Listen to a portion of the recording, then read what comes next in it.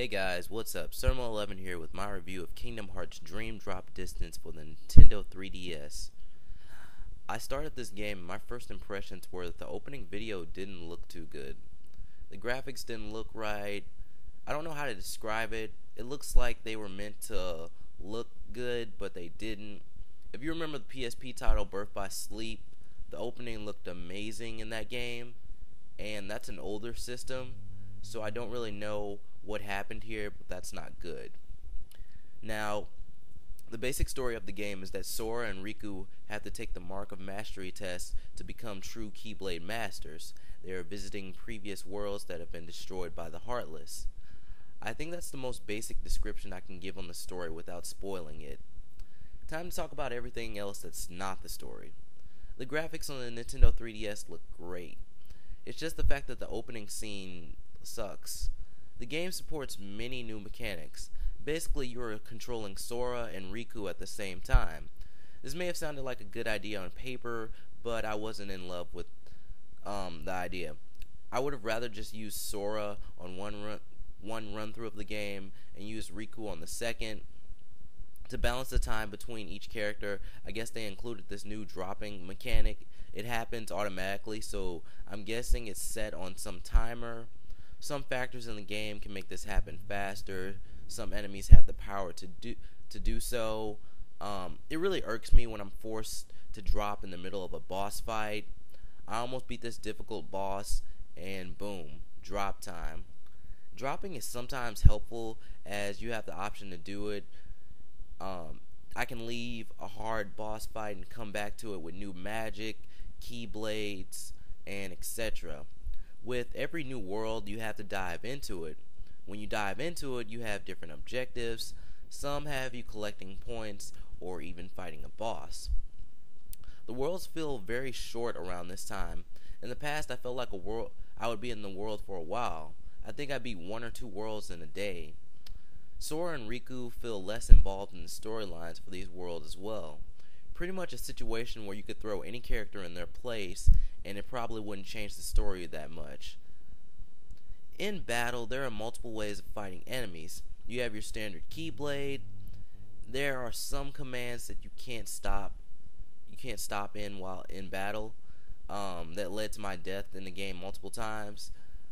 Later in the game, you obtain some I can't really describe the attack, but you like move around really fast, and you can't stop that command while you're doing it, so a boss is open to attack me at that point.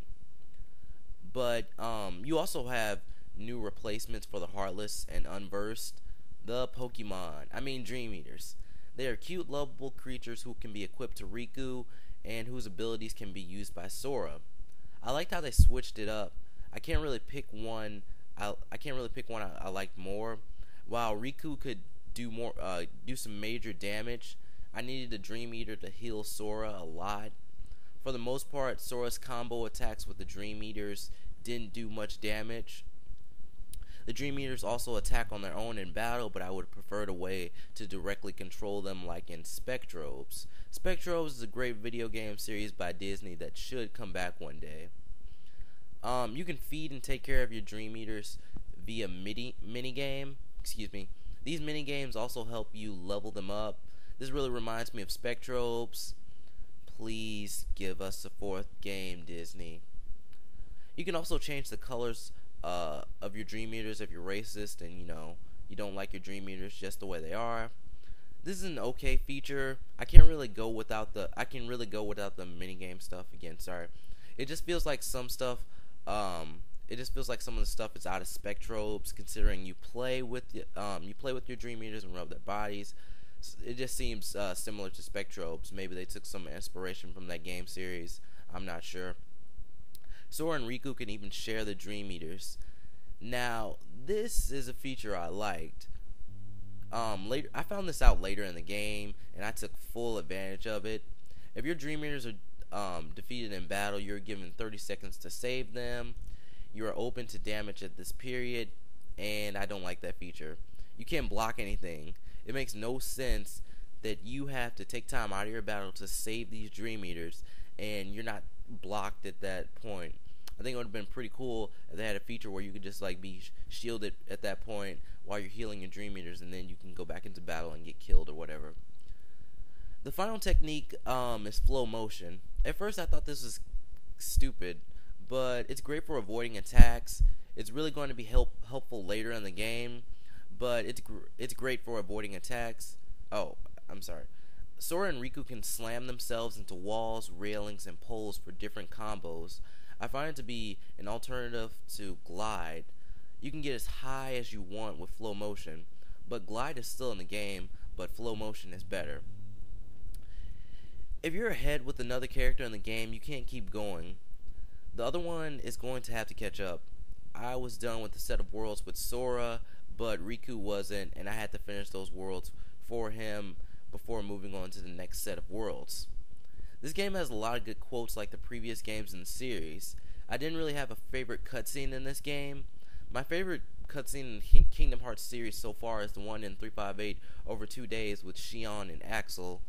I listened to that cutscene so much that I used to know every line in it. This game cranks up the difficulty at the end. Of course. All the enemies in the final world get hard. I had to avoid some of them. I still beat the game somehow.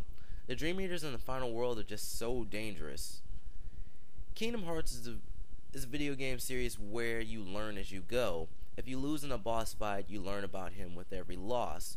Trust me, when I was playing the final boss, I was having fun losing to him.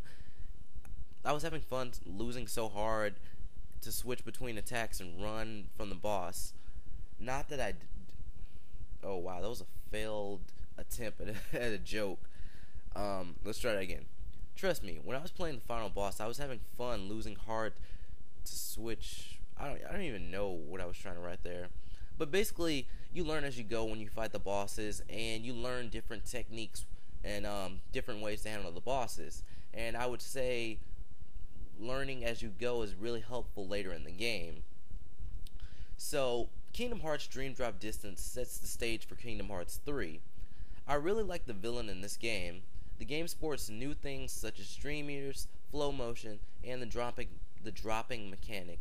You either love or hate these features. The game has some hard bosses, and I'm sure people will love that. What is a video game series without a challenge? Kingdom Hearts Dream Drop Distance earns 9 Keyblades out of 10. Thanks for watching my video. If you have any recommendations or comments, leave them below. Don't forget to stop by my channel and check out some of my favorite YouTubers who have their own little nice box on the right and a longer list in the comments. Stalk me on Facebook at Surmo11, follow me on Twitter at Melvin2898, like my photos on Instagram at Surmo11 as well. What system do you think Kingdom Hearts 3 will end up on and why?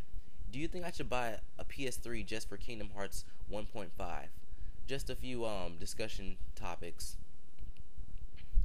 Look too hard for one thing and you miss everything else, and then the people around you get hurt in the process.